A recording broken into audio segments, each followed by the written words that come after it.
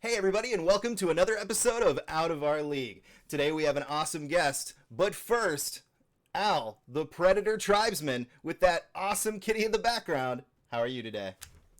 I'm doing great. How are you, Phil? I'm doing very well. I about knocked my headset out of the port just now, which would have been very bad, but thankfully that didn't happen. So, you know what? I'm having a great day. We're here about to interview one of my newly favorite people. I love talking to this man. He's so much fun all the time. Josh, Han, how are you today? I'm doing great. Hello, everyone. I am. Thanks for having me, man. Absolutely. So before we get into the fun stuff, let's get the just normal basic thing out of the way. In a short kind of paragraph-esque rendition, who is Josh Hahn? What are you all about? All right. A synopsis of Josh Hunt. All right, cool. I'm an actor here in Los Angeles. I'm also a dog daddy, uh, and I love motorcycles. I'm from the East Coast. I'm living life. That's it, man. Keep it short and sweet. Keep it short and sweet. That's awesome. Now, some would say just, a daddy, if you know what I mean.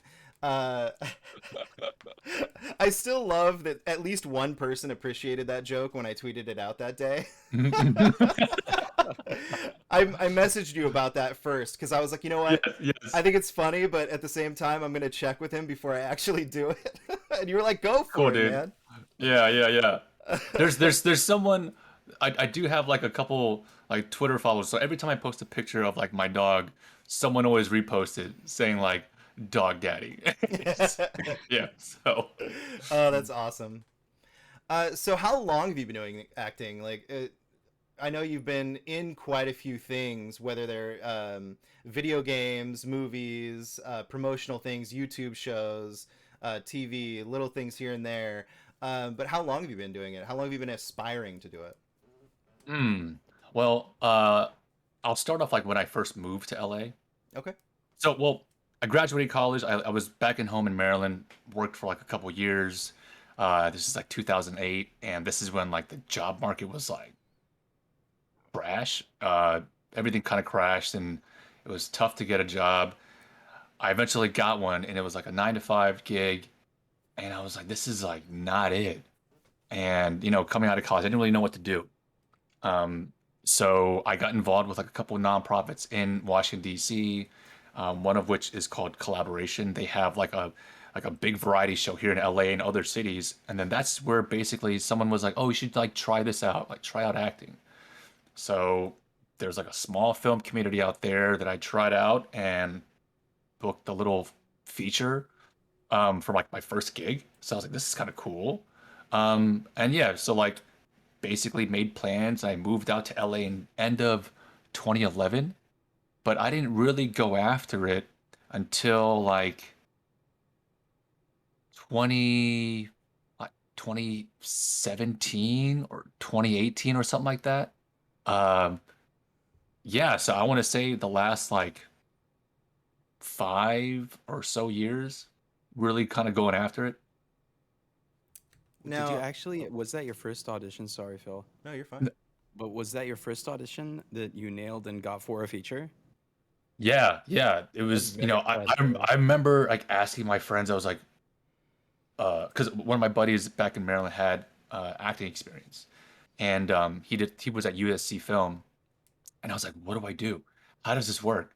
And his advice to me was like, you know, uh, like just don't think about it too much, just be yourself.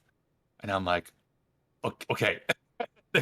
Yeah, yeah, that was it. I was really shocked, but also like the film community is like it's kind of small over there. Um, and the role was specifically looking for like this Asian like gangster character. So definitely like playing into that trope and yeah. So I guess I was lucky. I don't I know. mean, since we brought it up so early in the show, I actually kind of want to delve into this. Mhm. So for a lot of like Latinx characters in film and Asian characters in film, there's often this air of stereotype. I mean, Middle Eastern characters as well. Mhm. And, Yeah. yeah, nice Yeah, wave you there, know. Al. um, and so, how hard is it in that market, like to find a role? Is there ever a time when you feel discouraged by that kind of cloud over the acting market? You know,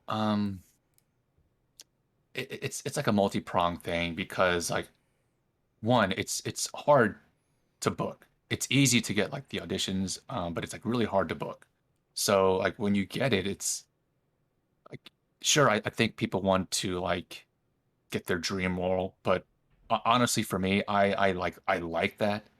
And I think it's probably because like in real life, I'm like, easygoing, really chill, nice guy. Like I'm not like a mean person. So when I get those roles, I'm like, okay, cool. Finally, I get to like kind of explore this avenue of like my life, which I don't really do, not really an angry person or anything like that. Yeah, I definitely think of Kiru like every single time now when I think of like Yeah. a villain character, because your villain energy in that short film is absolutely stunning. Oh, thank you. I've gotten a lot of like just kind words from that, and it's pretty crazy because I'm like, damn, like not there were no lines, and it was just all based on like the look and the feel. Um, yeah, no, it was great. I freaking loved it. I love the way it turned out, and yeah, thank you for the compliment. Yeah, absolutely. Stephen Ford has been doing a really lot of cool, amazing things over at Ascender, and I wish, I wish he seems to be breaking a lot of boundaries over there as far as like we were just talking about, specific casting for stereotypical Yeah, roles. He's breaking a lot of those. He yeah, had, what was it? He in his James Bond short, he put like um multiple people of color in the Bond role, like in a row. yeah, And yeah, he's like yeah, one of the first people to ever do it, even though it's a short film. It's still a really cool thing to see. yeah. It was really cool. I mean, like I love the guy. And I got lucky enough to meet him, and just really honored to kind of be like in his shorts and in his projects because yeah, I mean honestly like without him I wouldn't be able to do like a lot of the cool little shorts and really just like continuously work in the craft. It's like it's nice to like finally have found like a group of people who you know we just like love to shoot stuff and we're like able to bounce ideas. So like hats off to him and I'm like really appreciative towards him. But yeah, with the James Bond thing and just he understands like the struggle that like you know Asian male actors go through or like anyone who is basically within like the minority, like what kind of roles that they get. So Yeah, absolutely. Um, Going backwards, I'm gonna go to the IMDb page real quick. I noticed I'm that actually going you. to stick to this subject if you don't Okay. mind, Phil. Yeah, absolutely.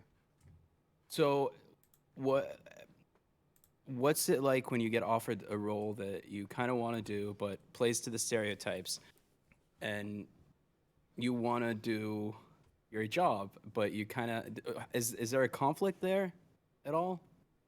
you know, I haven't because honestly, like I said before, like I like those roles. If I were to get like okay, this is funny.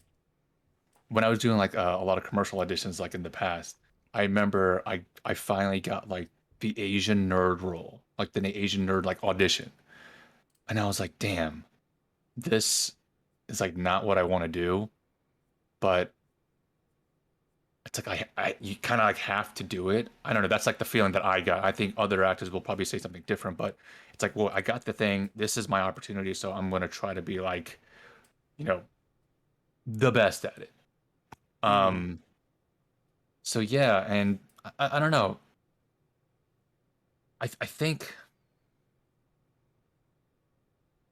honestly, I don't think I would have that much of a conflict because at the end of the day, it's like, well, for me personally speaking, that's kind of like my brand and that's what like I feel like I'm kind of good at. It's like playing some of these stereotypical roles. Like for example, I mean, I do martial arts, um, and like I shoot guns, so it's like kind of already there, like that skill set that these characters usually have, you know? Hmm. It's Yeah, refreshing to own that, to own that and be like, hey, fuck it, you know? yeah, yeah. And On it's Like just I don't yeah, mind, and it's always gonna be a stepping stone either way. Like you're not gonna like. I yeah, don't think you get there without the bad of it.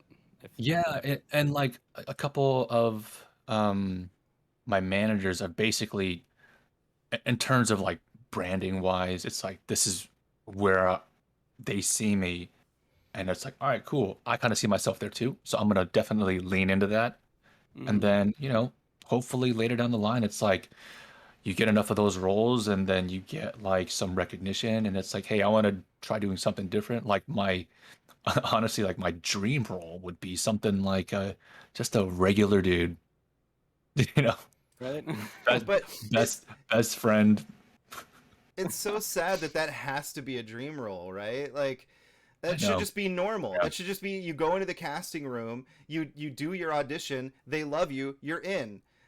I can't believe how many times I read that someone didn't get a role because we're not looking for your type or like something of that nature where they give you that sort of feedback and it's like, "Well, why did I even come here in the first place then?"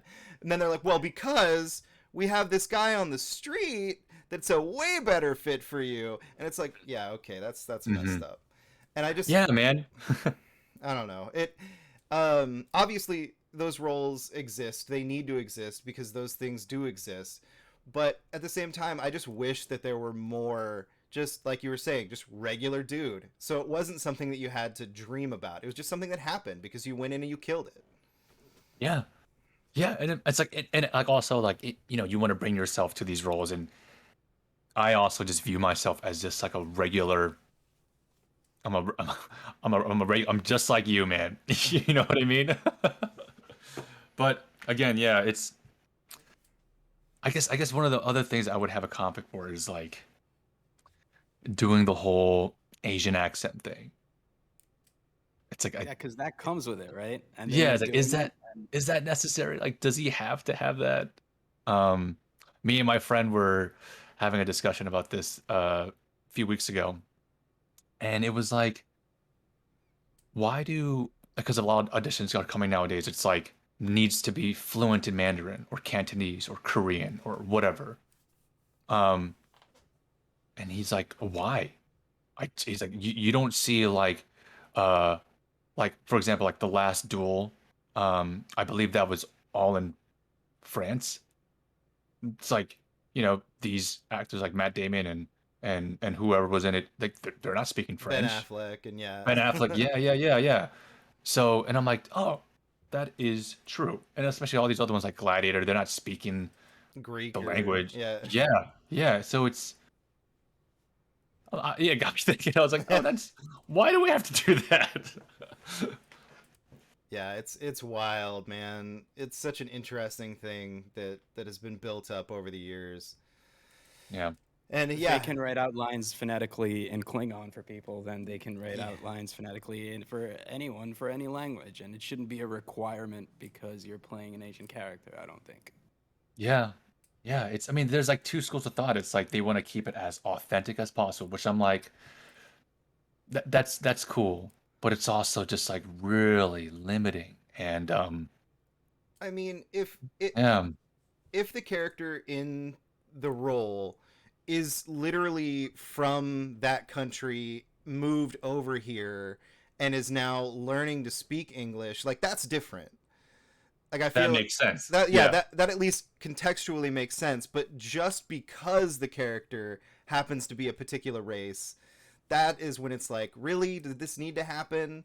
It's like the joke. I think it was it Captain America where they have a character who happens to be Asian, and they make a joke about him sounding, he's like, well, I'm from San Francisco or something like that, because he sounds like a normal dude who grew up in America. And it's like yeah, that joke didn't need to be there. It shouldn't exist. It doesn't need to exist, but it happens, and it yeah. sucks that it happens. Yeah, it Another way really of putting does. it would be like make it multi-dimensional, and then there you go. Like as Yeah, soon as you're adding layers to it, then you're good. If this is yeah, just, you know, this. Yeah. yeah, man. The struggle's real. What was it like working with Little Dicky? Hey, going to Dave. Oh, he's actually really funny. He was a cool dude. I was lucky enough to like, because there were like multiple like Korean cops in the scene, Hmm. and I was the one that was able to like, I'm like the very front one. I got like some of the lines in Korean. Um, and he's just like a funny, chill dude. He's also like he's like really busy on set because he's like one of the producers and has like his hand like in the writing. And so, um, yeah, we had some funny bits. Like there was a scene where I get to frisk him like multiple times, and then a couple times we were just like, and we just hug it out.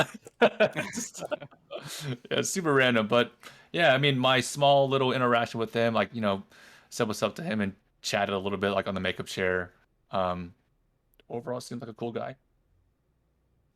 Were you aware of his work beforehand, or Yeah, did you? Nice. yeah. It's so funny on that episode. I got really excited because like in the script, I think I think they were trying to go for Lisa from Blackpink. And at that time, I was like, "Oh, dude, um, I'm like a huge fan of Blackpink." And I guess it didn't work out, so they got CL from she was from 21, this other like big Korean girl band. But yeah, uh, it was amazing. I loved it. That's That's awesome. awesome. I also love that we both said that's awesome at the same time. um, so there was Oh, something.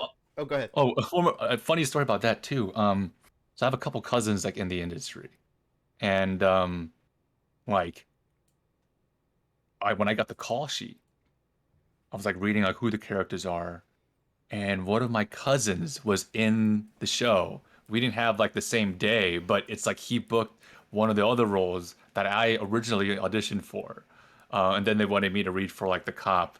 But yeah, anyway, it was just like a crazy coincidence of just, you know, I don't know, man. It was pretty wild. That's awesome. Hmm. Okay, so you have done TV, shorts, all that stuff.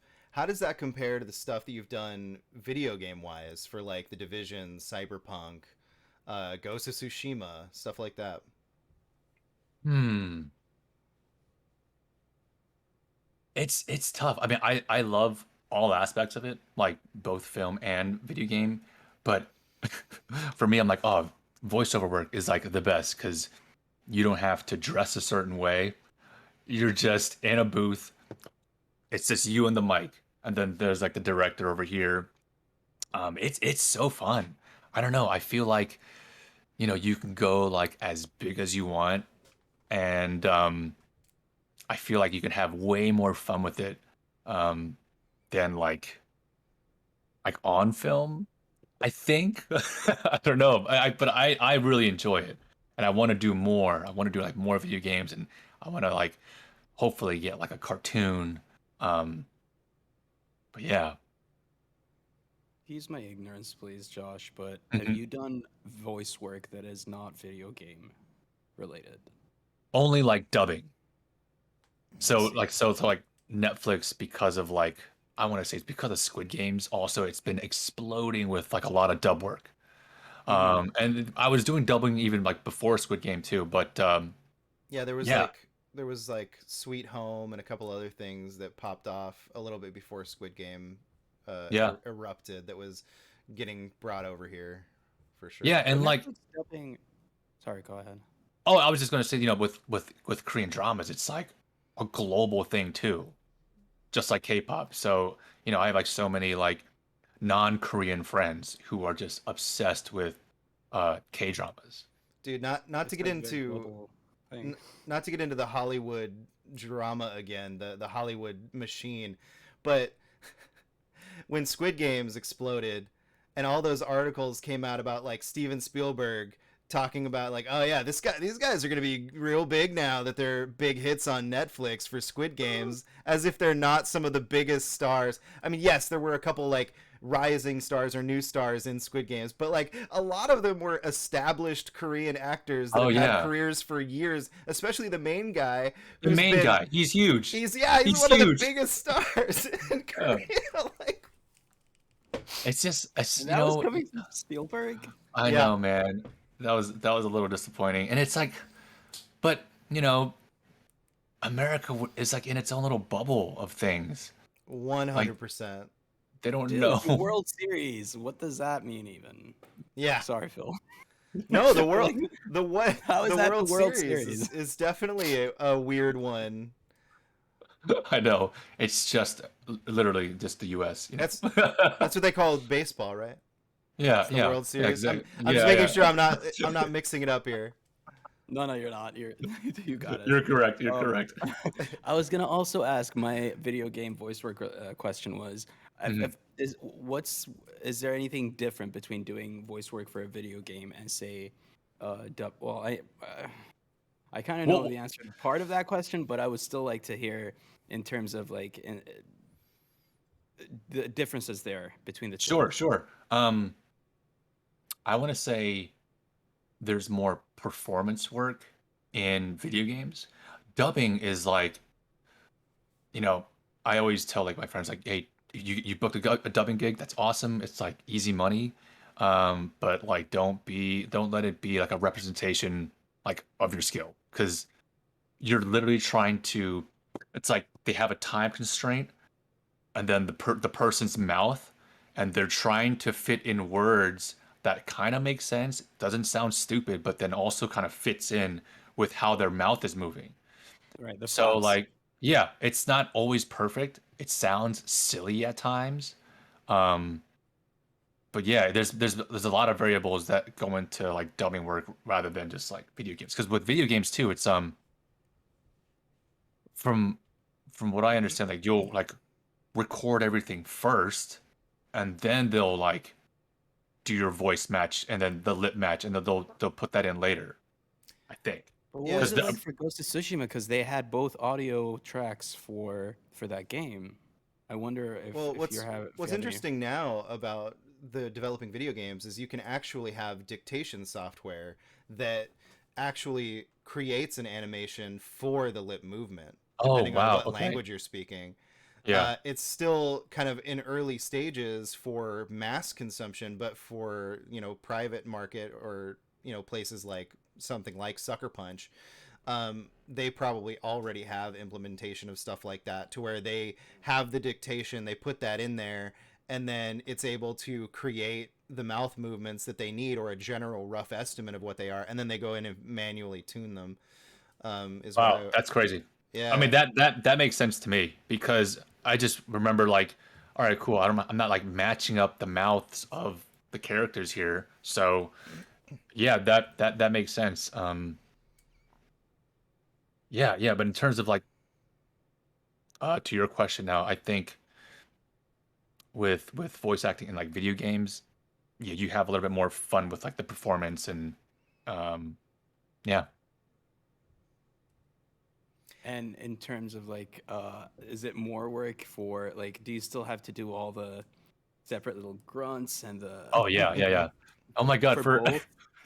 well, it depends. It depends in the like so most of that I've done was like K-drama stuff. I did uh The Kingdom season 2. Oh, Oh, I The love that show. dude is so good. It's so funny. My character's name was the Royal Commander of the Commandery. What is that? um, but yeah, if I if there's a character that's like dying, that you would basically make some of the noises. But in video games, yeah, you have to do so many little variations of the grunts, of the jumping, the hitting. Um, I remember for the Division 2, I had to die by fire. So that's like it's a really silly thing. You're just like screaming and you're moving around and trying to make it as real as possible. But also like the director is really nice. He's like, okay, we're gonna do this one like last because it's gonna put a lot of strain on your vocal cords.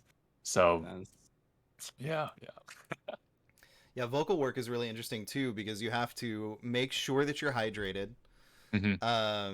and make sure that everything is properly lubed up because you can really hurt yourself if you're not properly hydrated for voice work for sure. Yeah, I remember for Division, it was like, I think it was 4 days or 2 days. But I remember that after the second day, I was like, oh my God, like this is like serious.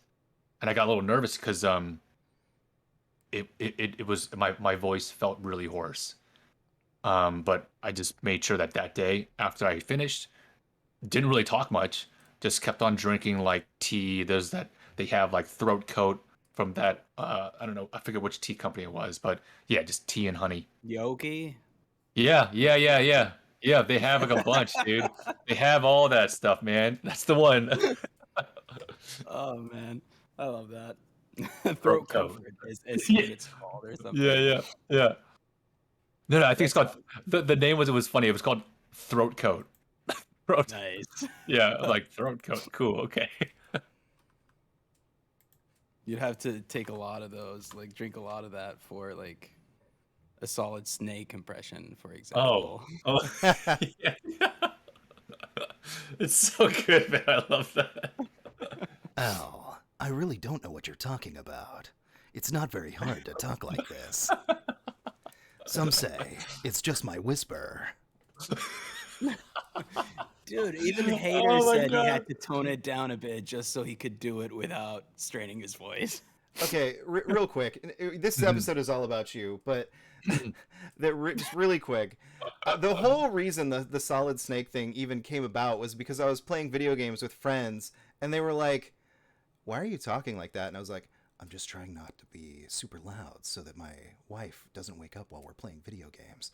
And they and they're like, "You sound like Solid Snake," and I'm like, "Do I?" I mean, obviously, I'm embellishing the voice a little bit, but it's like it's just when I get down here, this is just literally what I start to sound like. There's no Solid Snake or David Hayter. This is just what it is. Effortless. Effortless. You're just born with it. You're just born with this gift, man. Use it well, Phil. Yeah, this extremely obscure voice reference. I mean, not extremely obscure at this point, but this one voice reference that will get me no notoriety or recognition. I have to say though, Phil, there's a huge difference between the reactions we get from some of our past guests when you do that voice and the reaction we got pre-recording when Josh heard it for For the first time, I know. because It was it brilliant, just dude. goes over some of those people's heads, and it's like, Yeah. what are you doing? All of a sudden, you're talking in this weird voice, and it's just like it's hilarious. No, my But I'm glad favorites. Josh appreciates it. My favorites are the ones who are like, is that Solid Snake? Is that supposed to be Solid Snake? Oh, that's great. That's great, man. Oh my God. So We're trying to get Phil in a video game, so I he's mean, just we're editing all this stuff out to put in the reel sometime put soon. it on blast, man. someday I need. You know what? I should talk to you about. We'll talk. We'll talk later. We'll talk later. Yeah, yeah, yeah, yeah. Well, Um, can I interject here? How did you land your first voice work job, if you don't mind me asking? Can you walk us through that, how that happened, and Oh, what you had to do? I got really lucky with first like getting my voiceover agent. So after I came back from Marco Polo, one of the main cast members there, Ron Yuan, uh, I was just hanging out with him like all the time. And this is after I came back from Marco Polo, I had like I was working like a government contracting job. Quit that, went to Malaysia for like 2.5 months, and then came back hanging out with my buddy Ron a lot, just like getting some like Big Brother advice. Um, and I was going with him to his voiceover audition. So I was like, "Oh, this is cool." And he was like, "Yeah, come through. You can just like observe like how I do these auditions." And so I was going with him a lot there. And then I got face to face with Arlene Thornton. This is like her voiceover agency. And then after like a while, I just reached out to Ron. I was like, "Yo, can I reach out to her to ask for like representation?" And he was like, "Yeah, go ahead." So I reached out to her, just saying, "Hey, it's Josh, Ron's friend.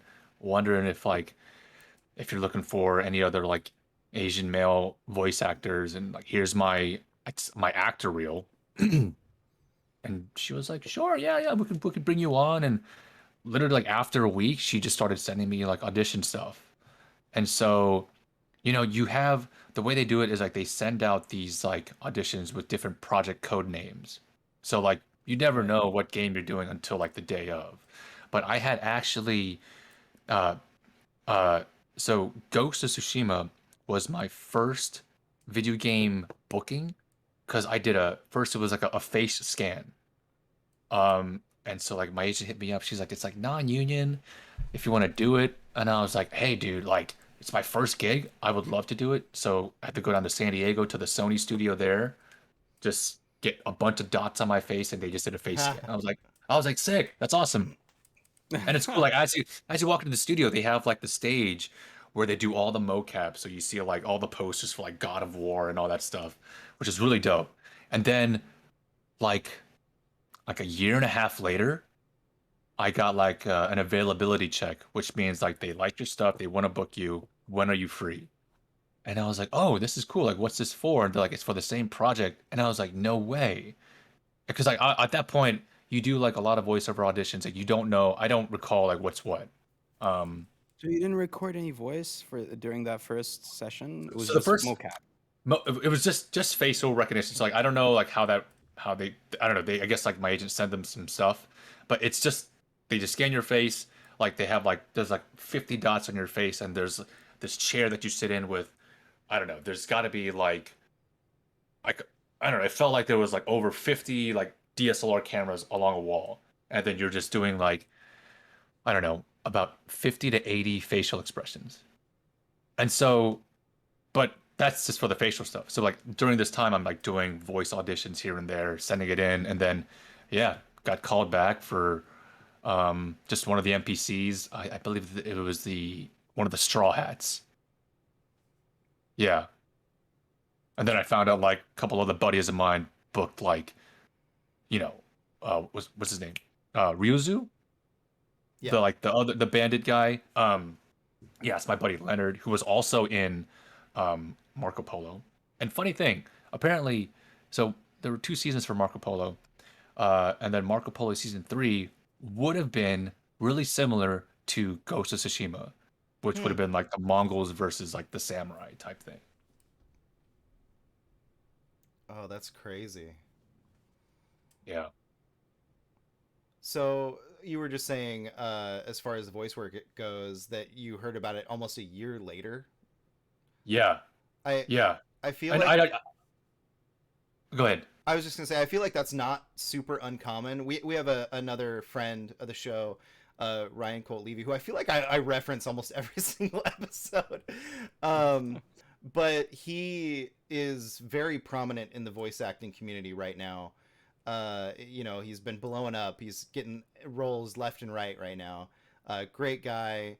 Um, really breaking a lot of boundaries. He's Mhm. Middle Eastern and he's Yeah, just also breaking. a person of color. Yeah, Yeah, he's so that's breaking a Cool. lot That's of awesome. boundaries, getting a ton of roles, and it's just awesome to see. But he talked about his My Hero Academia. He in the new movie for My Hero, he plays the Ah, titular character, yeah. Rhodey Soul, Hmm. and he was talking about how in that role he didn't hear back for he made his audition. He's like, oh, I didn't get it. That's okay. Let's just keep going. Yeah. And then he got an email and was like, they were like, hey, we really liked your audition. We want you to come back in. And this was almost a year later, if I remember correctly.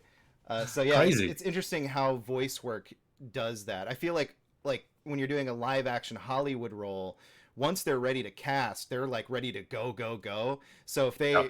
they decide they want you, they're getting back to you pretty quickly. Yeah. Uh, but for voice work, it can be way different because they can start looking ahead of time from when they're actually producing and needing the voice work, especially when it's something like an anime where it's dubbed or a video game where they're working on multiple languages at the same time. But it is Yeah. interesting.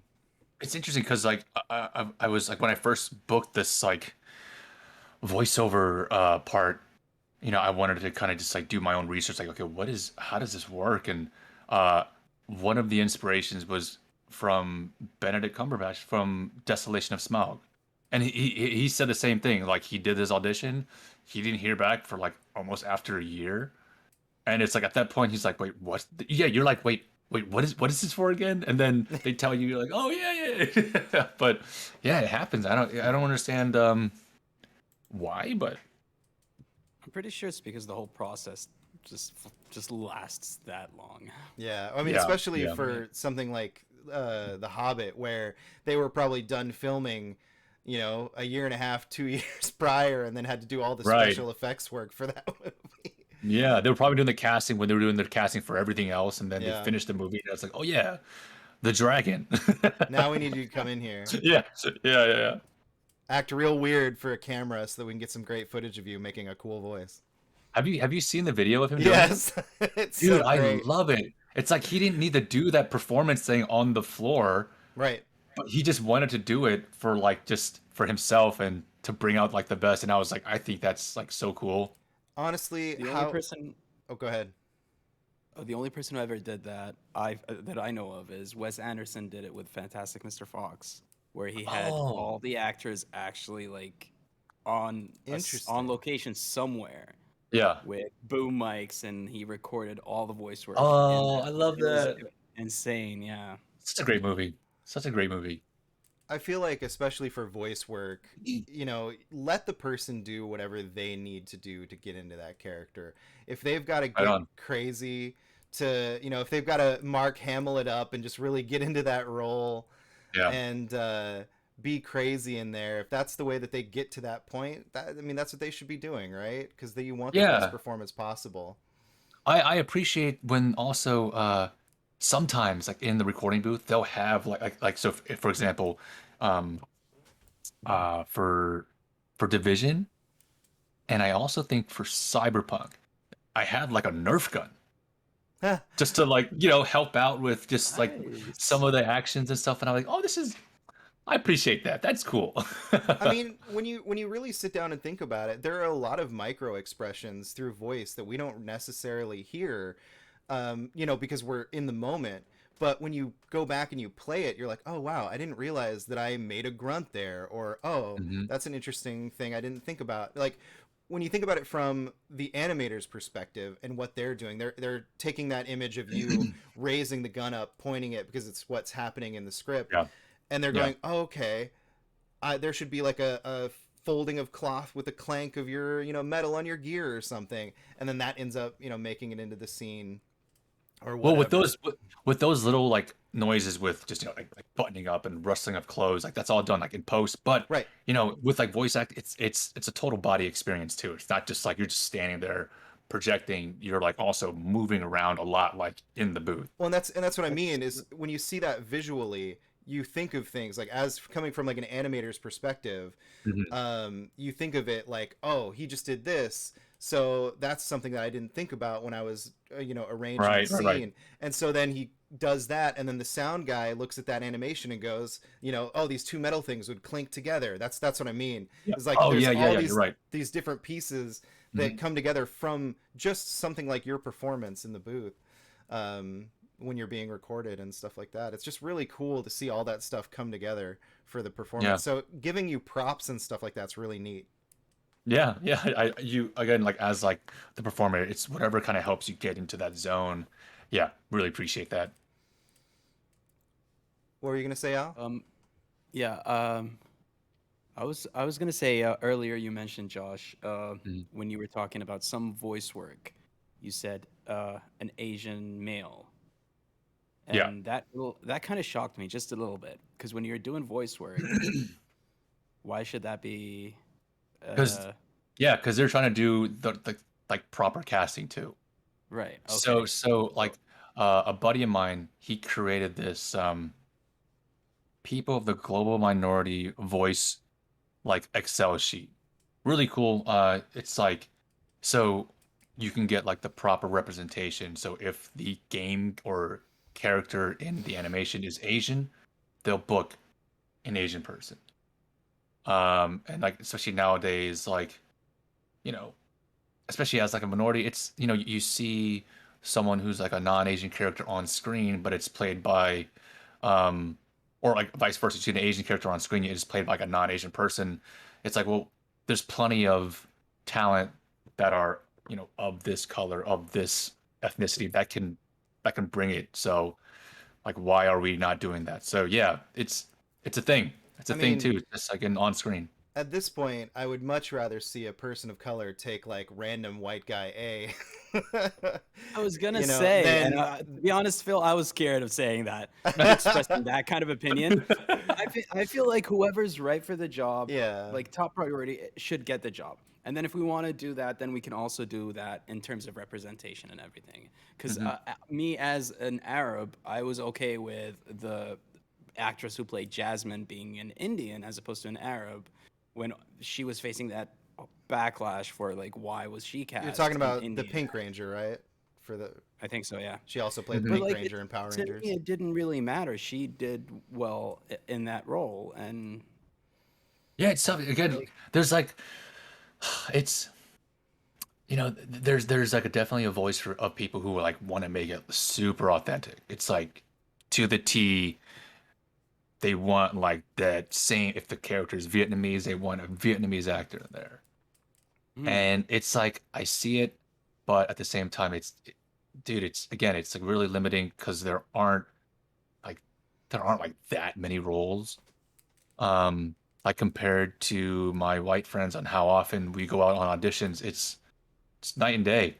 It's really night and day, man. Like I'll have like spurts where it's like weeks or months with like nothing. I'll get like a lot of voiceover stuff, but other than that, like on camera things, um, yeah, it's very different.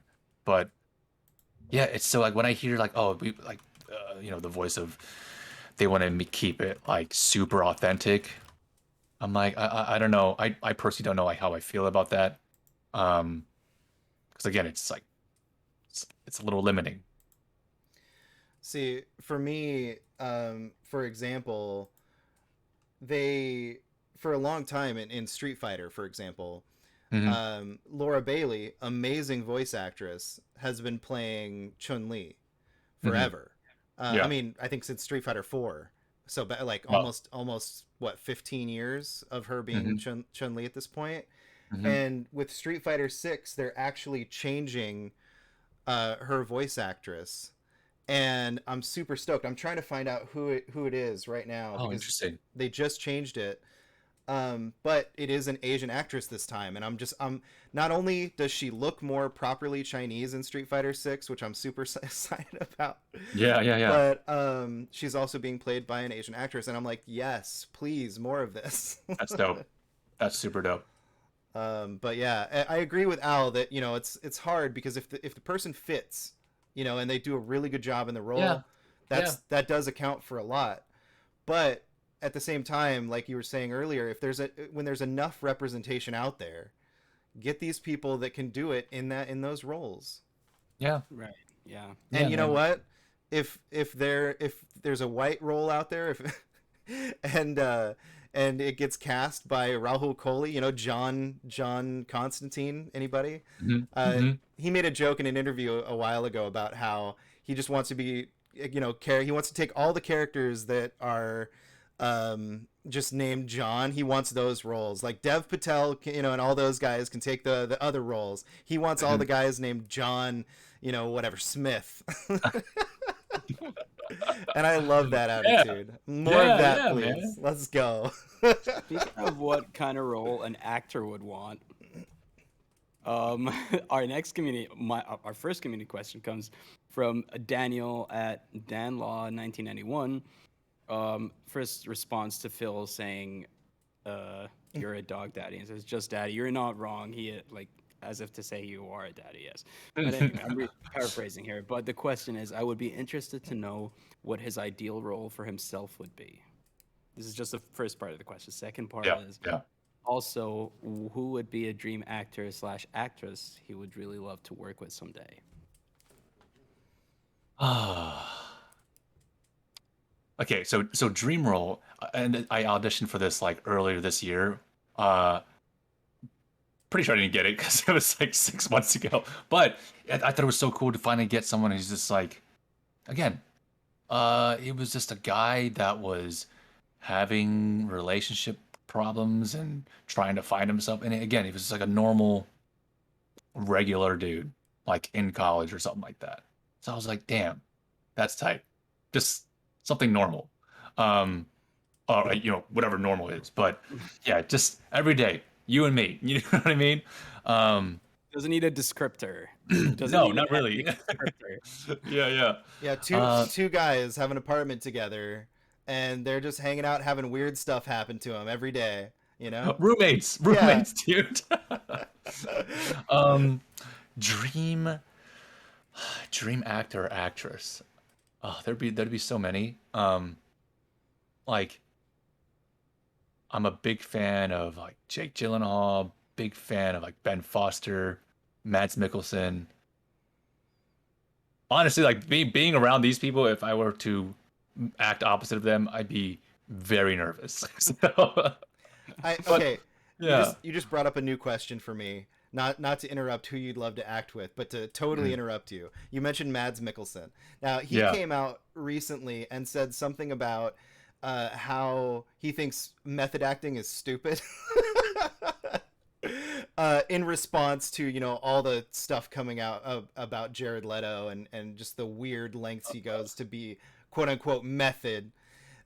yeah. What are your thoughts? Like, how do you get into the headspace of a role? Like, what do you do? Are you just you until they say action and then you just transform, or do you kind of build like again, not to repeat myself over and over, but Rahul Kohli talks about how he has like a notebook and he kind of Mhm. like sketches out the ideas of the background of his characters, as he's making them. And he kind of so he has an idea of where this character might come from, and that helps him in certain scenes. It's not like method acting, but it's creating a kind of a through line so that he has a response from the script. Once he's in a scene, he can pull from that and be like, well, this was what happened to him then, so I can pull from that and kind of bring it into the scene. I uh mean, you gotta use your imagination. Um, I'm in more of the camp of Raul. I'm not. I, yeah, the whole, you know, I'm not gonna be like super judgy, but the whole Jared Leto thing is like kind of silly. And I heard like stories of when he was on set of like sending poop to people. I don't know. Anyways, but yeah, in terms of what I do, it's more in the camp of like I use my imagination. I think about like where are the characters coming from, and I do like write things down like either on the script or like in my. I also have like, a little notebook too of yeah things that happen to the character that makes him do what he does. You know. That's awesome. Yeah, I Yeah. really like. I'm not trying to say that method acting is stupid. I just know that Yeah. Mads Same. Yeah. Mikkelsen came out and he said something along those lines. I'm paraphrasing, so don't quote me. But he said, essentially that he thought it was silly for method actors because like you're not that person or whatever. But at the same time, we've gotten some amazing performances from method actors like Daniel Day-Lewis in Gangs of Sure. New York. I don't Yeah. I don't know if I would say that Gangs of New York is the best film, ever made or whatever. But I do think that it is his performance in that is a highlight. Dude, it's crazy. Like I just it's so funny. So Gangs of New York was like really my first introduction to Daniel Day-Lewis. And then when he got an award and I heard him talk like a regular person, I was like, "Oh my God." Blown He's like away. he's like a super soft-spoken person. Um and I'm like, "Where does that come from? That's insane." And He's then with like There Will Be Blood or it's he's it's got an it's crazy. accent too, doesn't he? Yeah, yeah. Yeah. I can't remember exactly where he's from off the top of my head, but I feel like when I've heard him talk, he's got like a fairly thick accent. But yeah, he's very soft spoken. So yeah, when Yeah. he's doing something as loud and bombastic as the Butcher in a Yeah. in a pretty much pitch perfect accent, like it's crazy. Yeah. Yeah, it's so good. My friend told me a really funny story about him. Like he I don't know what role it was, but they wanted him for a role and they couldn't find him and they found him being like a shoe cobbler somewhere. And that's how like they were able to track him down and yeah. I feel like that might have been either Gangs of New York or Lincoln. I can't remember which, because he's very like reclusive like that when he's not Yeah. acting, from what I've read. Yeah, yeah, yeah. I like that. I like that about him. That's awesome. Kind of reminds me of Misha Collins from Supernatural. Mhm. He like built his own house and stuff back in the day. Um, Wow. yeah, like that was his thing. He wanted to build his own house, so he apparently built his own house. Um, Jeremy That's what you're Strong, gonna do. Succession, also very well known for that, and it's still very well documented that even the rest of the cast, or like some of them, were complaining about his certain methods. wait, who? Um, the the guy who plays the eldest son in Succession, Succession, yeah. Ah, okay. I still haven't seen Jeremy Succession. Strong. I should Oh, Oh, probably so good. so, dude, probably check So that it's out. so good. amazing. It's an amazing. I can't wait for season 2. It's about lawyers, though, right? No, no, it's like it's It's the Murdoch basically family, a yeah, fictionalized version of the Murdoch family, basically yeah. and Oh, okay. they'll be coming out with season 4, Josh. Like Or they're season they're 4. a I'm big. sorry. Yeah, yeah. I like binged the whole thing. So like for me, I'm like Oh, same here. Same one here. season. It's To all be, one big yeah, season. Yeah. to be fair, with the way like Netflix does shows, it's hard. Or is it HBO that does Succession? HBO. Yeah, HBO. So a lot of HBO Netflix stuff is like 8 to 10 episodes. Hmm. Hmm. So I grew up in the era where a TV show, whether it was half an hour, 40 minutes, 50 minutes, it had like 24 episodes to a season. 24. So for me, Yeah. like 3 seasons of an 8 episode series is one season. That's funny. Yeah, I kind of forgot about that. I totally forgot about like They how still like do those, Josh. well, They still you have know, those 24 episode seasons on network television. on yeah, that's right. What it was like NCIS and Hmm. like Grey's Anatomy. That's true. I'm just I don't have TV. It's just freaking Streaming, yeah. streaming, and then they're bundling it together, and then it's gonna be another Mm. cable TV Oh thing that man, we're paying for. Ah, dude. I have a new question. Yeah. If you could work for like any like streaming company, what would your like limited project be, and who would it be for? Like if you If I were had, to, if I had my own show, yeah. Can I he be don't know. showrunner, or does he have to pick a showrunner? I would say that he would get to choose every facet of this dream project, because we're Okay. Wow. talking Okay. we're talking Yes, yes. hypotheticals here. So let's go. Right. Okay. Okay. Dream project. So right now, um, I hope we're able to make it, but like I have like this Western idea, and I would love to see that like get made. With who? I don't know. That's tough because I hear that one, Netflix is stingy. So like, okay, do I want to go that route? And I know some of these like new streaming platforms, they I want content, and so they're like shelling out money for more content. Um, honestly, God, so I would love to have just this Western show with like my friends in it, uh, directed by like, you know, Steven and then my other friend Josh maybe, because Josh is really good at action design. Um, yeah, dude. Honestly, that would be like the dream. That would be like the fulfilling dream. It's like, yo, we got this thing. There's like millions in the budget, and we can eat. Paramount Plus is just like, Yeah, yo. here you go. This is it, man. Sandler's getting away with it, so like he's just hiring his friends, making Netflix movies every year, Yeah, and yeah, and you're that good that's to like go. that's like the thing about and that I'm so blessed just to have uh you know it's like me, Steven, JB, and a bunch of other folks that like we are constantly shooting, and like that's like the dream. We continue to make things and then uh get like more substantial projects, and then hopefully get in some funding and just build from there, and yeah, just have the power to put our friends in things and have them eat. You know what I mean? If you hear dogs, I'm sorry. Those are my dogs barking. I No, assume it's okay. someone is coming to my house right now. Um, Now, All you okay. got to do is unplug those headphones, and they'll hear the voice of their dog daddy, and they'll be cool. What is the favorite, like your favorite project you've worked on so far? If you can choose one. Favorite project. Mhm. Okay, there's a couple. One of them is not out yet. I did this Western that was shot in Colorado, um, last year in like March, April. Uh, so that's like in post right now, and that was like my first Western. And I love like the idea of, you know, like an Asian gunslinger. I think that is like, really freaking cool. I was But Italians gonna got away with it. I was gonna say what you will about the new Magnificent Seven, but I thought the eclectic cast in that was a lot of fun. dude, I love that movie. And Yeah, what's his name? Lee Byung-hun. He he was really cool. Like the knife throwing guy, yeah. super yeah, yeah, he looked fucking cool, man. So there's that.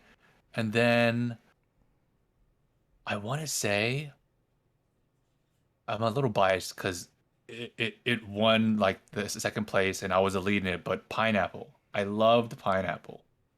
Pineapple was so fun to do, and then one of my favorite scenes, like that I've gotten to work with is with JB in the car, like our little dialogue. And I think it's so funny to me, like even to this day. Okay, so the reason I brought this question up is because I was thinking about Pineapple, and I was like, Mm-hmm. I was I wa- I was sitting here going, God, it's one of my favorite little shorts that I've seen in a long time, and I love every moment of it. The energy, just how it's all shot, it's so upbeat, and the concept Yeah, yeah. is so absurd but so great at the same time.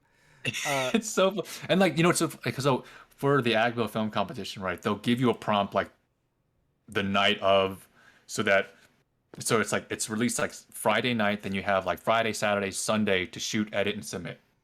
And they give you this prompt, and it's like a really vague thing. So like ours was take something and that you can like replace, warp, hold. I don't know, and some other adjectives they threw in there and verbs. And I was like, okay. And so like Friday night we get it. We're just thinking of ideas. And then Steven is basically like leading the charge. And we're shooting and we haven't figured out the ending yet. But we're just like shooting as we're going. And then I remember at the restaurant, he's like, I got it. I got it. This is what we're gonna do. And then yeah, he made it super meta. Um oh my God, it's so meta, dude. it's so good. That was I so brilliant, man. I watched it in the context of not knowing it was for that contest Yeah. until he announced this year's one contest. Like, because Mhm. I guess they partnered together or something like that this year because he won the previous year. Yeah, a lot of the I guess a lot of the winners, they'll like I guess they say like, oh, if you can say something about this year's competition. So like this year's competition, it was him, the first place and the third place winner, and they just like said some stuff. Yeah, so I didn't realize that it was actually tied to a contest until then. I watched it without that context. So then Yeah. I rewatched it with that context, and it's even better. Yeah, it's so cool. I was like, it was pleasantly surprising to hear that we got like second place, and um yeah, it's cool to think it's like, wow, second place, and then that was like, you know, uh, it's one of the lead roles, and it meant a lot to me because during that time is, and you know this, that's when like my kidneys were like shutting down. So that was the last project I did before I had to like get on dialysis and all this stuff. So basically, I was at home in Maryland for like 3 weeks, and then something didn't feel right. Came back to LA. Steve was like, "We got this thing." I'm like, "Cool." And then like shortly after, had to deal with some shit. But yeah, that's why that project is also like really special. So speaking of that, I asked you beforehand if you wanted to talk about, or if you were willing to talk about that stuff, because I personally I deal with a lot of issues having an autoimmune disorder, and back in 2018, I had to walk around with a cane. I was to the point where I wasn't sure if I was gonna have to sign up for disability and be in a wheelchair, Mm, um, because I was in so much pain. man, Thankfully, we ended up figuring things out, and I'm on medication now, and I'm working out again. I'm feeling pretty good. I'm still in great, pain, great. but like I'm able to like feel like I'm getting healthier and being better. Um, but anyway, so any sort of situation like that where you come back from something like that is something I love bringing up and talking about. And overcoming adversity is always, a harrowing tale. So I asked you if you were willing to talk a little bit about that. Would you be willing to go a little bit more in depth about that today? Yeah, yeah, sure. So you said just after filming, um, that is when you started to feel off. So what was going Yeah. on? Yeah, so I got this autoimmune thing that I was diagnosed with back in 2006, 2007. And it's funny, so I was my original plan of things, I was basically following like my brother I hold in high regards. Like he's like my best friend and he's older, so he's like a role model too. So we went to the same college, and he was doing Army ROTC, and he went into the Army, and I was like, oh, okay, cool. I'll do that too. So I was gonna go into the Army, but then, doing the physical, they were like, okay, something's going on here. You need to check out, you know, go to the hospital, go to the doctor, get a biopsy done. So that's when I found out like I had this autoimmune thing. And though, back then they didn't really tell me it was going to lead to, or it has the potential to lead to kidney failure. So I was just being young and naive and just be like, all right, cool. Well, I got this thing. I don't really feel anything. So I'm just gonna live my life. So fast forward like 15, I guess it's been like 15 years. Yeah, I booked this gig to go to Armenia. And then I was like, since I'm going to a foreign country, I'm gonna do a physical. I haven't done one in a while. And then the day before my flight, the doctor comes and he tells me like my results, and he was like, "Whoa, it's like you gotta go to the ER." I'm like I gotta go to the ER like right now. It's like he's like, "Yeah, it's like the numbers are like kind of alarming." So I was like, "Dude, I got this like once in a lifetime opportunity to go play a lead in like a TV show, like a low budget TV show, and it's like, do I like, have to go?" And I called my nephrologist friend at the time, and she was like, just she would wanted me to go, but when you come back, you have to like take a look at this. So I was like, all right, cool, I'll do that. So fast forward to that time, and then we did another biopsy, and then found out that all right, your kidneys are pretty scarred up, so you're gonna eventually need to get a transplant. So I was like, damn, okay, like how long do I have? And I thought, I don't know. It's just a matter of time, but it could be a few years, it could be in a year. So I like changed my diet, became like really careful with like what I was eating. Um, but at the end of the day, it eventually ended with me having to get a transplant. So I found out basically what happened was I started to retain a lot of fluid in my body, and then um, you started getting like really fatigued, and then you start getting like really bad insomnia because like there's like a chemical imbalance uh of like waste and stuff like that in your body, so like it's not operating optimally. So the insomnia lasted for like a couple weeks, and then um yeah, after I was home in Maryland, I basically ballooned up.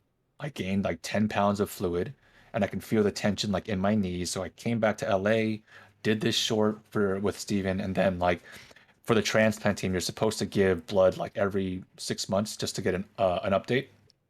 And during that time is when I felt like super exhausted.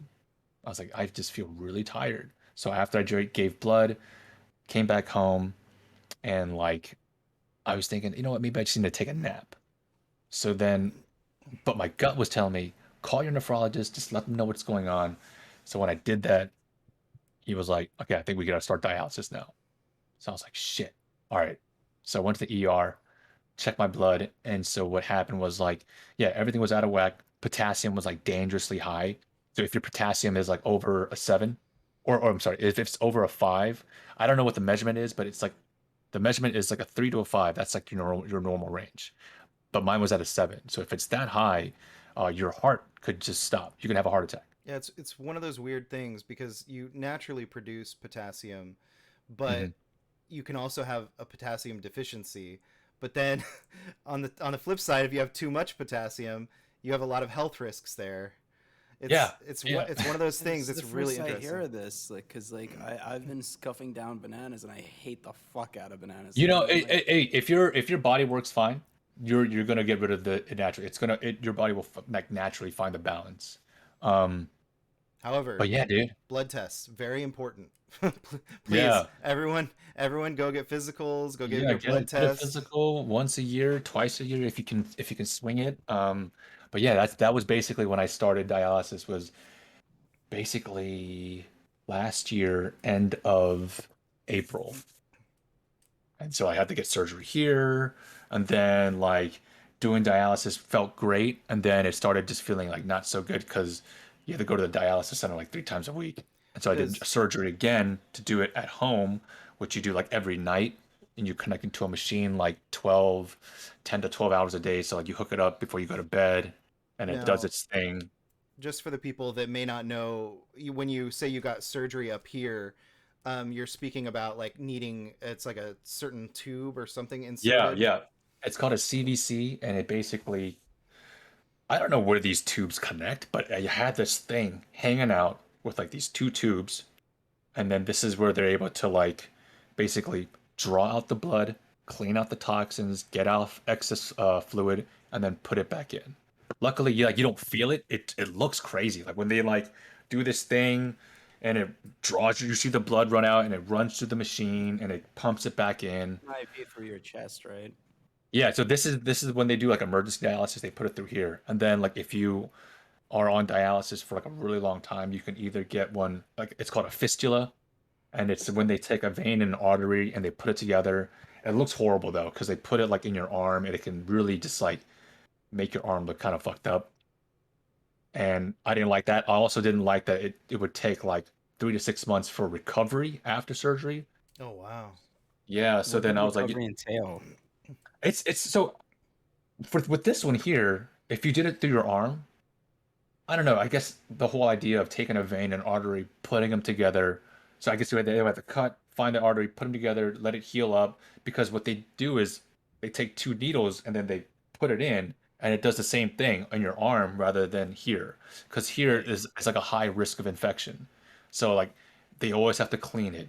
Um, Yeah. If so then, I was gonna say, if I remember correctly, like the way it works is you have your artery which pumps blood out, and your veins which bring it back in. Is oh, if I okay. remember correctly, so you have to It's one have. of those two. Like I Yeah, know yeah. It's I forget which one's one's a which, but yeah, your artery is. I'm pretty sure it's your artery is for pushing everything outward, and then veins are to bring it back in. So you have to have one of each for it to circulate properly. Yeah, So yeah. I don't know, but it yeah, sounds about right. But yeah, and then I got surgery again, like in my stomach, because it's a different mode of dialysis. This one I can do at home, and I don't have to go to like a center to do it like 3 hours a day for three days a week, like 3 to 4 hours a day.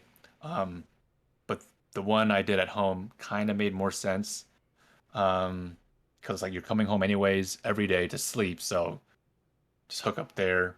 And also like in terms of movement wise, this one I really didn't like. Like also like just feeling like really self-conscious about it because it protrudes out. So like, it makes it for me, I was like, damn, I feel like really ugly with this thing. And then so the one on your stomach, you can kind of like hide it a little bit more.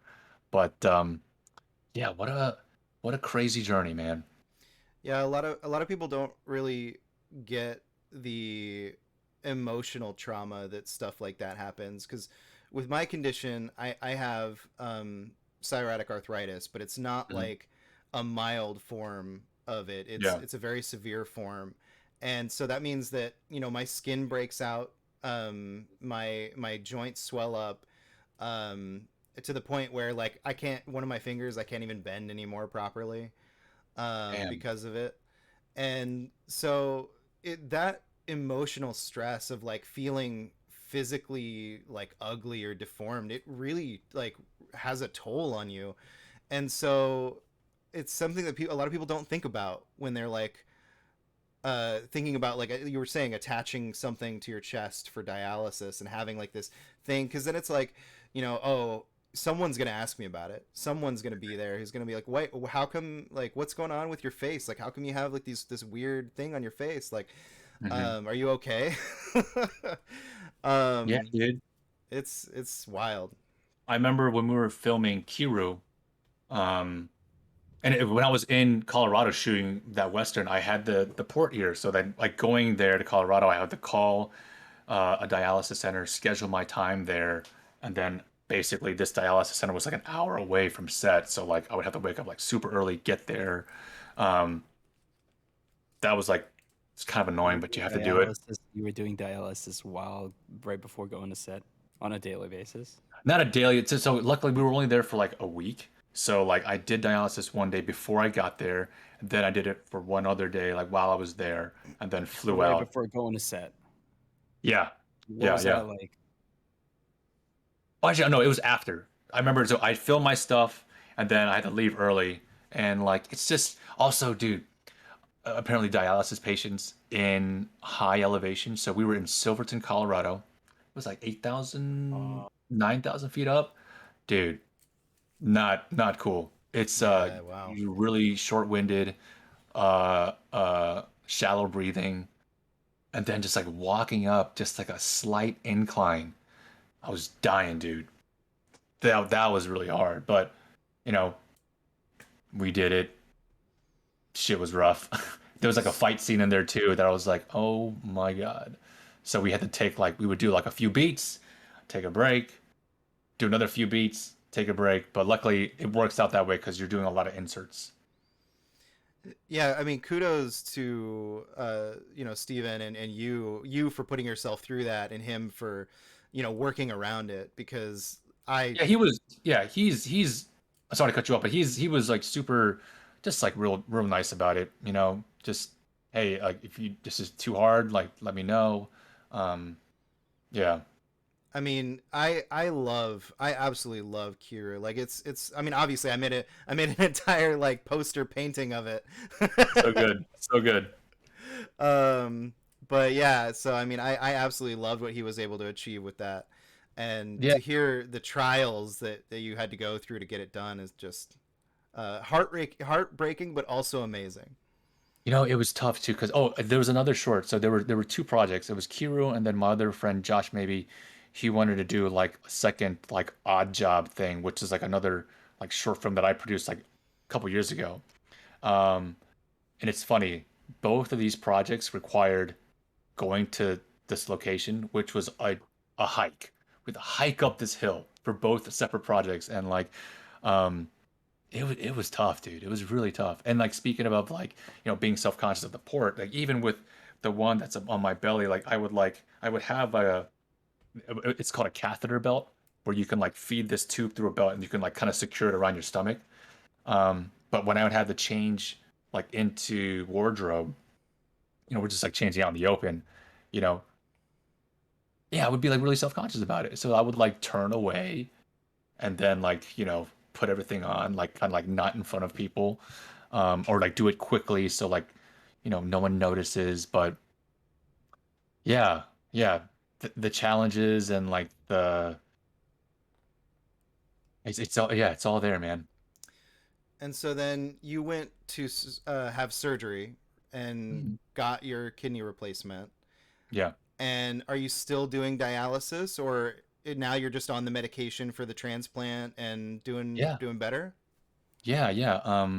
No more foreign objects attached to my body, like thank God. And then yeah, I'm also just really thankful that my body responded well to the medication. There were no complications after surgery.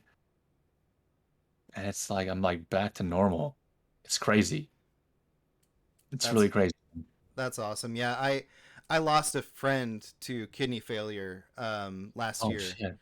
And so it was kind of like interesting to have that happen and then see your story of recovery. It was like really cool to see that, something happens one way, but in another way, someone can come out the other side, Your friend didn't have to do dialysis, or like what happened? For him, it was one of those things where it was where, like I said earlier, it's very important to get blood tests done and listen to your doctors. He was diabetic, and he was, not making the changes he needed to make, but it was still came on suddenly, where I had just talked to him like a month prior about he was going back to college. He's 36 years old, going back to Yeah. college, and he was doing a writing class and a psych class, and he was having such a great time, and he was about to go into the next level of school where he was going to do a little bit of computer programming. And so I was super excited for him, and then for like a month later to hear that he was in the hospital, I was just devastated. Yeah. um and it's one of those things to where he could have done things to change it and to reevaluate what was going on, but he didn't take those steps soon enough, so it was too late. By the time he went to the hospital, he went to the hospital in a critical state instead of a what's going on state, um Damn. but Damn, yeah. that's sorry for your loss, man. That sucks. That really sucks, man. And you know, it's crazy too. There's like dialysis also is it's just a band-aid too.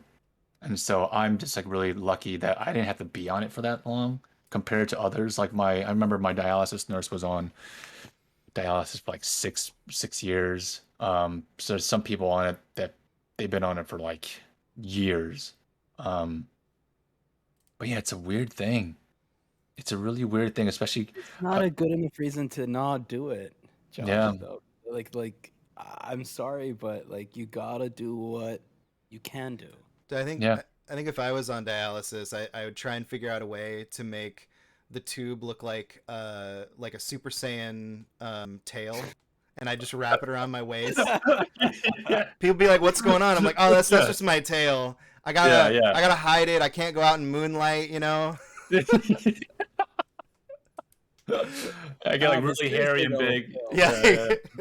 I really want to say this. If you can do something about what's going on in your body, please do. And Yep. Yeah. please, I agree. just please, because we've lost people, and it's people sometimes refuse to, you know. And you're worth it. I'm in the global you. Whoever's listening to this right now, you are worth it. You are amazing. You are loved. So 100%. please Right. do what you need to do to take care of yourself, because nobody wants you to not be around anymore. Yeah, and you know, it's that was another crazy thing that I was going through my mind with like so at first, we had like my some of my family members be potential donors and none of them worked. My brother couldn't do it, my mom couldn't do it, and I got like super bummed out. But just having the idea of like, damn, what if I got it from my mom or my brother? Um, it's a lot of pressure. And then the question of like, damn, am I even worth this like second chance? Like that thought came a lot when it was I don't know if it's just because of like the upbringing or what, but yeah, that was a real conversation I would have in like with myself. And thankfully, like, during this time, seeing therapy and all this shit. So it helps. But yeah, to your point, Phil, like, yeah, if you're thinking about that, whoever's listening to this, like you're absolutely 100%, you're worth it, man. Yeah, call a hotline, get your blood work checked, whatever you need to do to be here. Please be Yeah. here. Yeah. Um, Just because you think you don't want to be here and you don't make a difference doesn't make it true. That's all Hmm. I'll say. Yeah. Absolutely. Yep. Um, Uh, do you have anything, Phil, or because I have a question I want to ask. yeah, no, go ahead. Josh, I want to know what your video game history is. Not in terms of voicing video game characters, Yeah. but as a player, as a As a gamer. Okay, so really into video games when I was a kid. So Super Nintendo had like 50 video games, man. Like I loved it. I had that whole time constraint thing as a kid. Then it was after Super Nintendo. After Nintendo was Super Nintendo. That was like that's what I really grew up with. And then it Mm. was like PlayStation 1, PlayStation 2, PlayStation 3. And then after PlayStation 3, I moved out to California and I'm like, you know what? I'm gonna focus on like what I want to do, my career, like video games. Like, no, not gonna do it. Even though I loved it. Hmm. So then there was like, what is it now? Like an 8 year gap, 7 year gap where I didn't play because I was like, no, I'm an Oh. adult. What year were you born? 1985. Nice. High Yes. five. Yes. So, um, I had that same 8 year gap. I'm not yeah. gonna lie. I quit video games for a few years. Like it wasn't an intentional quitting video games. It was just it was just not. There was no drive. So Mm. something brought me back, and I just want to know. Like, sorry to cut you off. I It's didn't mean okay. to It's do that, okay. but yeah, if you could just backtrack and let us just go. But I just wanted to let you know that you're not alone in the 8 year gap kind of thing. Yeah. Sick. Our generation went through that kind of um I don't know. Phil's the same age as well. I didn't All have a right. gap though. Oh, you were Phil, true. I no, it was just more that I was in an environment where I had things going on. I didn't want to go outside. I was feeling really down on Uh, myself. Right. So video games were a Understandable. way to get home from work Escape. after being out in front of people all the time, and 100%. being able to like just escape and kind of forget that all this was happening. You know. Yeah. Right on, man. Um, Josh, please. yeah, yeah. What was your question, Al? I wanted to know your history Yeah. basically. What So History. brought you you Okay. back? mentioned the What 8 year brought you gap, back? and then I so rudely interrupted you. Oh, But so yeah. what? Okay, what actually brought me back was like a couple of things, right? Um, what happened first? I booked the game first, right? And then during this time, I was like, you know what? I want to do some shrooms. So I did. Nice. So I was talking to my friend, and he was like, "Okay, cool." So my friend's girlfriend at the time, her brother would grow a lot of shrooms. So he's like talking me through. He's like, "All right, if you want a trip, do 3.5 grams, blah blah blah." I'm like, "All right, cool, cool, cool." So I called him up when I was ready. He's like, "All right, cool." So he gave me two batches, one for me, and then I was like, I gave it to my roommate. So we shroomed one day, and it was such a crazy experience. Um, my experience, my trip was like about my inner child. And I was like, oh, this is kind of crazy. And then so it was about, not leaving your inner child behind. And then it was crazy. I like sobbed for like 3 hours. Like I remember I was staring out and I'm like, why are my eyes watering? This is weird. Oh my God, I'm crying. And I just kind of went deep into that. And then thinking about my inner child, I was like, oh, you know what, man?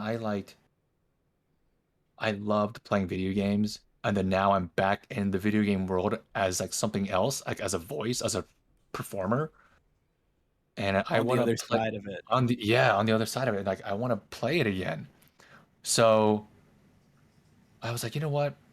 I'm gonna do it. So like after I did Division and then Ghost of Tsushima, Ghost of Tsushima is when I really started going back to the video games. So then I was like, I'm gonna get I got a PS4 literally like shortly before the PS5 came out, which I got like miraculously on at Walmart.com, like when it dropped. Like Oh wow. I didn't have to use any bots or anything. I just like I found it, we did For it, the boom. 5? Dude, for the PS, yeah, I know, crazy. Like I I remember yeah. I used my friend. His name is Matt. Uh, Uh-huh.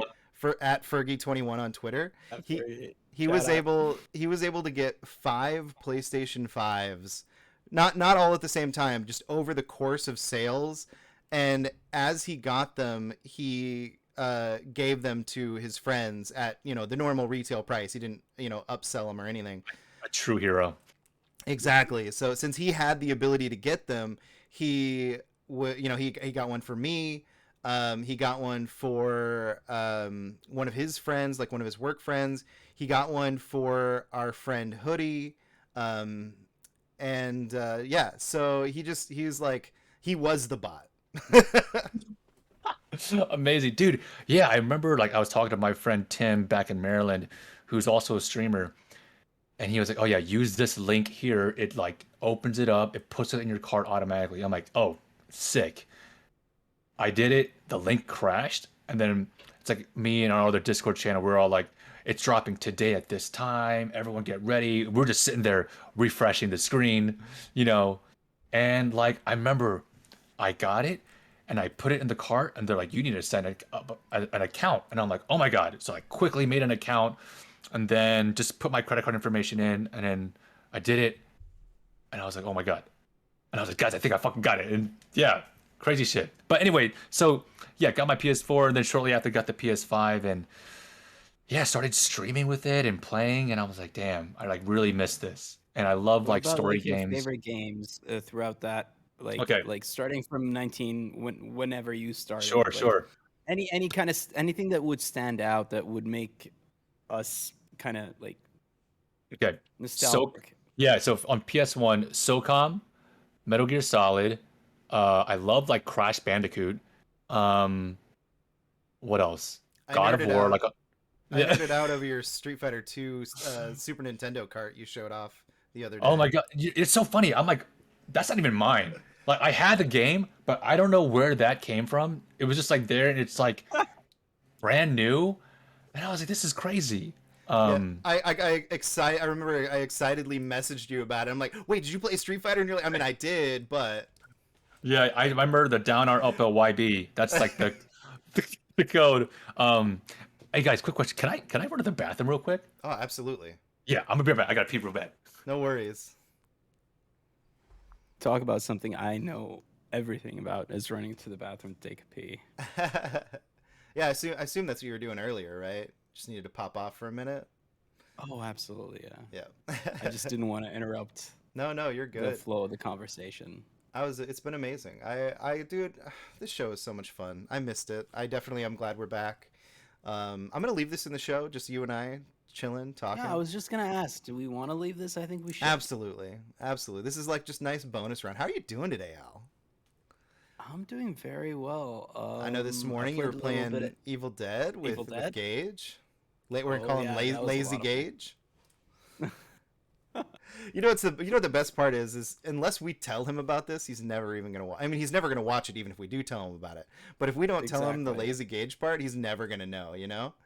But yeah, Oh, so we have to tell him we shit on him for him to try nah, it. Like for him to. he won't even watch it. He'll just be like, cool, whatever. But yeah, so you got to play Evil Dead That's this why we morning, love him. which is great. Oh, Evil Dead, nice. Um, Yeah, that's our where producer. I played some Evil Dead with our producer, who still is not producing shows for us, but has time to play Evil Dead with us. So that's cool. something's not right, guys.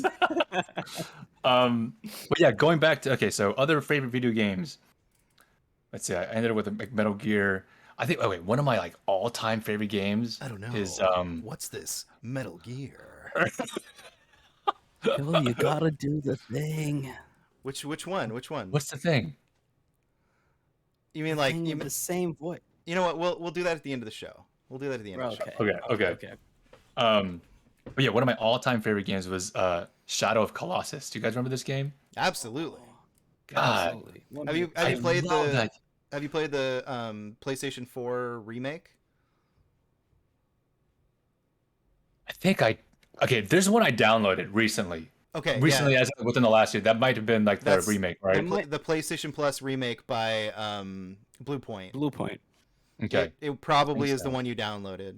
Yeah. It's weird. It's one of those weird experiences because it's like when you load it up, you're like, wait, is this the same game? Like this is how I remember it looking, and then you go look at screenshots of the old game, and you're like, oh no, Yeah. this is definitely much better.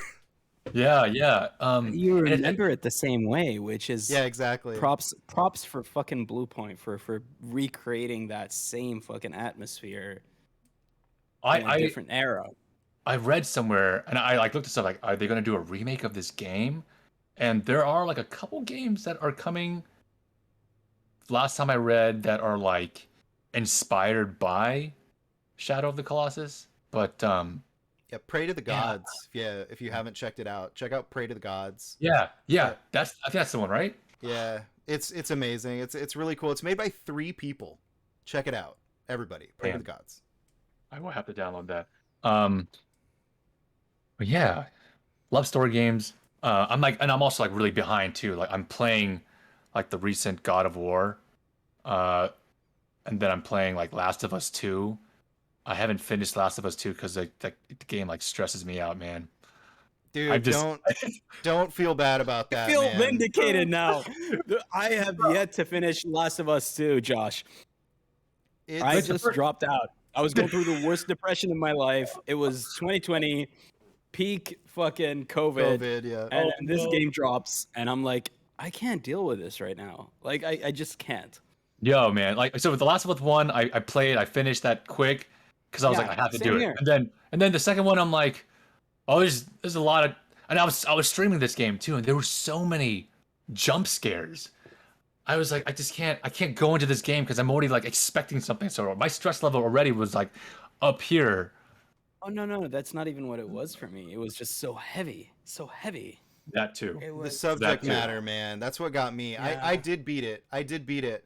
But the subject matter of that, I like I by the time I felt like I had been beaten up, starved and Exactly. attached to a Mm, pole by the mm, end of that by the end of that game. crazy. Because it's I'm speaking of the part when, I don't know if you've gotten there, but as All Abby, right. Yes, uh yes, Yeah. yes. yeah, I'm about to pull out my headphones. yeah. I have yet to finish that. It's Yeah. earlier on. It's earlier on in the game when you're Oh playing yeah, it yeah. as Okay. Abby. Okay. I'm not trying to spoil endings and stuff. Um, Not that you've ever been known to do that. no, I'm not Gage. Yeah, you're right. I'm not Gage. We've Um, done that on our podcast a few times. yeah, Josh is the inside joke here. Oh yeah. no. Accidentally spoiling things. But yeah. So, okay, we got video games in Oh, there. Oh, go ahead. I got to follow up for the video games thing. So, we asked about your dream role. You get to play the main character in a video game. Mhm. Same kind of idea. What would you want your video game that's revolved around the character that you build and you work on and you craft yourself? What kind of video game does You that have look like? Is unlimited that an money. You can hire the Uncharted? crew you Wow. want. Yeah.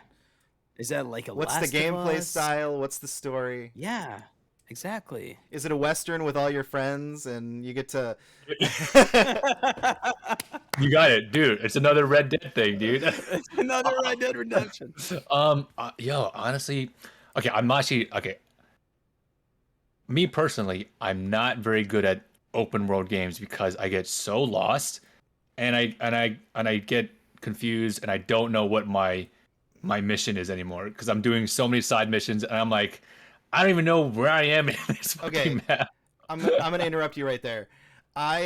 When I originally played Skyrim, I played Uh-huh. this game back in 2011 for like 100+ hours, and then I was like, why am I not progressing? Like I had done all the storylines, and I Yeah. had done so many different things, Yeah. and my friend who's like the Elder Scrolls master was like, did you go up onto the hill and talk to the old dudes and get your shout? And I'm like, what do you mean I've been shouting all day. Like I have tons of shouts. I go up to the mountain. I get the shout from the dragon. What are you talking about? And he's like, well, you got to go up to the mountain. You got to talk to the old dudes about being the dragonborn. And I'm like, wait, what? So I had played like 100 hours of this game, gotten so distracted that I didn't even Oh my, realize that I missed the main story through line. So I went up oh my god. I went up to this mountain, and all of a sudden they're like teaching me how to use shouts, and I'm like, but I've been doing this for 100 hours. Like, what do you mean I'm just teaching me shouts? And then they give me this one shout that I'm like, well, that would have been nice if I had that 90 hours ago. you, you did everything the hard way, and it's like it's like, bro, you could have just done this, man. Exactly. But Oh my god. at the same time, the fact that I was able to do all that is pretty cool too, though. That's really impressive because I've done stuff like that where I'm like, okay, this is way too hard. I feel like I'm missing something. So then I would go back and then yeah, go back to the main story and pick up the thing. But yeah, dude, like okay, this is like a terrible thing. I haven't even I'm like 30 some percent in with Ghost of Tsushima because I am just so lost.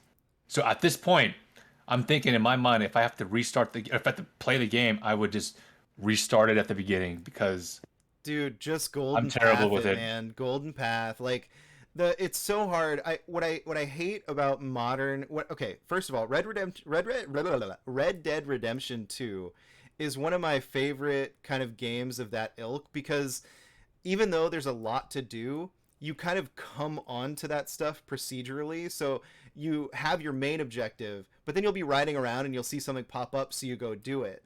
But it's not like a ton of icons on your map. Same Mm. thing with Elden Ring, same thing with Breath of the Wild. I was able to complete those games. Mind you, with Red Dead, I kind of got an idea of what was happening at the towards the middle of that game where I was like, "Oh man, I don't know if I can play through this. This seems way too heavy." And so I stopped playing for 2 years and then I think it was during the Oh, pandemic I ended up finishing it. Or it was last year. Might have been last wow. year. I finally actually finished it. Wow. Anyway, um it's so hard when there's so many icons on your screen that you're just getting confused and muddled. Yeah. Yeah. I do not yeah, you're not alone is what I'm trying to say. Yeah, that's why I love like, the linear storylines like with God of War, Last of Us, like Metal Gear. Um, yeah, they just kind of steer you in that direction. So that's what I appreciate, man. Linearity in storytelling is Not the worst thing in the world. n- not the worst thing in the world. Exactly. I Yeah, recently played Man of Medan, and that was a lot of fun because it was just like, here's a little 4 or 5 hour experience, you know? mhm. Awesome. Great. Yeah, Give me more of that. Give me more yeah. 5 hour interactive experiences, please. Yeah, I was playing Kenna, Bridge of Spirits. Um, Ooh, The game's great. super cool game. Really, also like really cute. I fucking loved it. looks For beautiful. being Yeah. for being that team's first game and like how amazing it looks and whatnot, the gameplay mechanics themselves are probably a little bit dated by like today's standards, but for a Yeah, yeah, yeah. company's first video game and how pretty it is, it's absolutely amazing. Um, one thing I had trouble. Okay, and here's another thing. I didn't finish that game. Okay. I'll start a lot of games. The problem is like finishing them.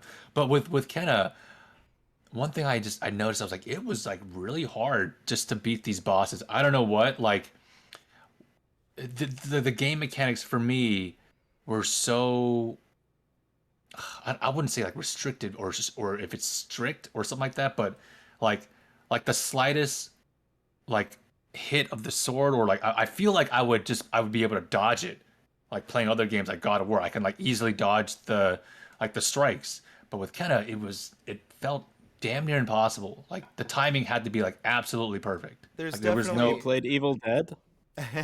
I, I haven't played Evil Dead no Yeah, well, you don't want to because that was my first experience with it. It's like yeah I'm trying to fucking dodge and it's not working. yeah So there's a few different types of dodging in video games, and one of them is where your iframes or invincibility frames is on the startup. It's right when you hit that button. That's when your iframes engage. So Mm, if you roll too early, and especially if the enemy has like tracking on their attacks, so they follow you, which I believe in Kenna they do. yeah That means that by the time the attack has happened, you're already out of invincibility state, so you get hit even when you're in the roll. And then yeah that's what was happening like there's all the time yeah, there's another type of doing it where it's more of the Dark Souls style where the invincibility frames happen during the roll, not the complete roll, but like in the roll. yeah So in that sense, if the attack comes down, but you're in the midst of rolling, it'll still miss you. And so it depends on how it was designed and how fine tuned it is. But yeah, it's a little rough in Kenna for sure. I Phil, remember how when I much was do you charge for coaching per hour? See, I didn't even know about this invincibility frame thing. It's blowing my mind right now, and it makes sense because like, dude, I remember when I was streaming, kind of, I was playing and I was trying to beat this boss. Took me like an hour and a half to beat this guy. I was fucking sweating and like my chat was like, "You could do it," and I was getting so frustrated, man. Okay, we know that you have to go, so let's go ahead and just hit some really surface level quick questions and then Cool. get you out of here for the day so you can go off and do your fun stuff. Yay. So, right off the cuff, favorite movie. Just Right off the cuff. doesn't have to be the best movie, like your 100% top movie of all time, just right off the top of your head. Okay, this is new. This newly made the list. It's Everything Everywhere All at Once. Oh my gosh, I still want to see it. Oh, dude. A24 films are so hard for me because of the fact that like they're either theaters or rental. So I've been waiting, Mhm. and I believe it just came available to rent. So I'm renting it very soon. Yeah. Um, but yes, I There's am a so certain excited to see that there's a movie. certain platform you can watch that on, Phil. You have access Yeah, to it's like it's it's out right private now. access to. Yeah, no, it just became available. So I'm not. I think it was last week or the week before. And I need to rent it and watch it because I'm so excited for that movie. I'm trying to let the hype die down a little bit though because I don't want to go into it like being Oh, super I see. high. Mhm. I worry about my expectations being too high because all I've Mhm. seen are glowing reviews on it. And you know it's never good to go into a movie with like crazy expectations. Yeah, But I'm super excited for that one for sure. That's awesome. it's great. It's great.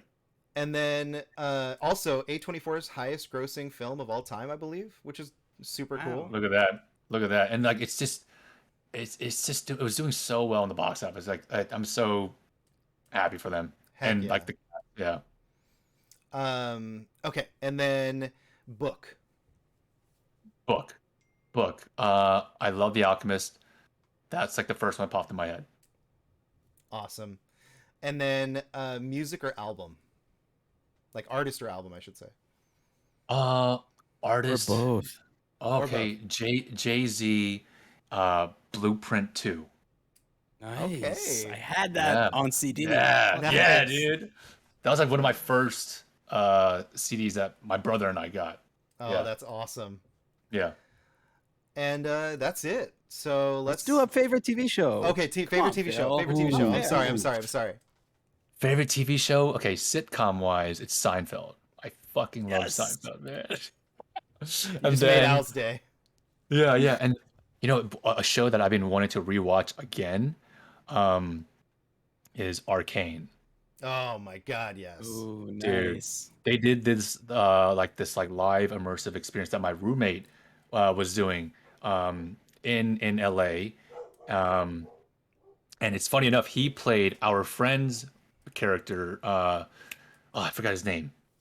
So my friend's name is Remy he, and then my roommate Andrew played him in this live action, live theatrical immersive experience. Um, but yeah, the show was just, dude, freaking incredible, man. That's awesome. Yeah, Arcane has some of the best 3D animation ever in anything. The way that they did they mix like it's a lot in the same way that Spider-Verse, you know, started this Yeah. Yes. whole revolution Yes. of 2D elements with 3D and blending all this stuff together and using, you know, animating in twos and stuff like that. Arcane does a lot of that same stuff where it's like traditionally animating these 3D elements and then has 2D over the top for the effects. And it's just gorgeous. Please watch it. Check it out. Yeah. Um, okay, that's it. So let's go ahead and close out the show. Thank you for being here today, Josh. You're welcome, guys. Remember the thing you have to if do at you the very if bottom you of the show. enjoy this content, please hit that subscribe button, hit the like button, all that stuff that they say to do on YouTube because it really does help the YouTube algorithms and helps Josh's episode get seen and noticed. Leave comments, all that good stuff. Um, and I just want to say, hey Josh, you're pretty good, and you're officially out of our league. I Let's love it, go. man. Thank you, Phil. Like, dude, I'm gonna have to have you record something one of these days. It's so good, dude. Oh, Anytime. thank you guys. Thanks for Josh. having me. Thank you. All right. Have a great day, Um, everybody. You too. Bye, Thank you guys. for watching. Bye bye.